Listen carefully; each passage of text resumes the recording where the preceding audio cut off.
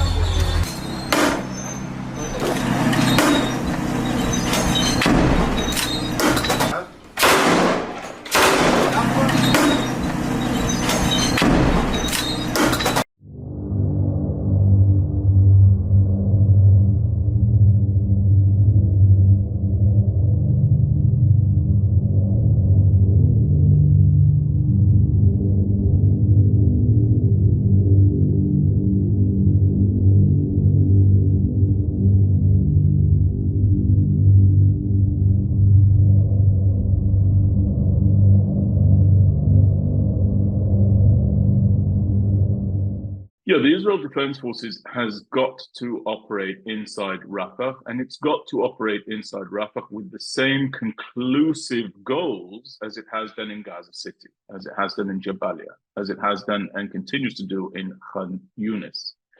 There is absolutely no sense whatsoever in this completely artificial red line that has been drawn around two aspects of the war. The first is a calendrical aspect, the idea that we should not be making war inside the Gaza Strip during the month of Ramadan. This is completely artificial, it's complete nonsense. Everybody should note and appreciate the fact that no deference was shown to the Jewish calendar when Hamas stormed across our border during the festival of Simchat Torah, where the Jewish people celebrate the receipt of the Torah, of the Bible from Mount Sinai. Murdered 1,200 people. This is a number that seems to be fading into the background, but I want to place it back onto the foreground. Murdered 1,200 people, kidnapped 240 others, are holding 134 inside their dungeons and their tunnels to this day. Our hostages are languishing. And quite frankly, the timeline along which we operate in order to bring those hostages home, whose lives hang in the balance every day, and given particularly the fact that the UN investigation into sex as a weapon of war determined that our female hostages were not only likely raped on October 7th by Hamas and gang raped by Hamas on October 7th, but also are even more likely to still being raped and sexually abused inside Hamas captivity now.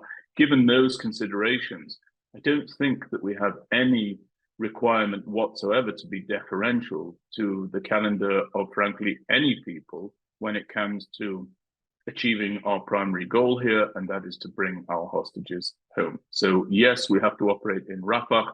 We have to do so extensively. We have to do so powerfully. And I believe that we have to hold the Rafah crossing in perpetuity once we take control of that area, because so much of what took place on October 7th was facilitated by the bringing in of contraband, personnel, even military know-how from the Sinai Peninsula via the Rafah crossing or another crossing that's just adjacent to the Rafah crossing, and then into the Gaza Strip. Hamas terrorists moved from the Gaza Strip into the Sinai. They then traveled up to Lebanon, then to Syria, then to Iraq, and then to Iran. And they were trained along the way by Iranians. And then they came back in the reverse of that route, back through the Sinai Peninsula into the Gaza Strip, and then launched this massacre against the people of Israel on October 7th. So we're going to have to take that town, and we're going to have to hold that crossing. I'm going to run, mate. I'll just deal with this shit, and then, oh, wait.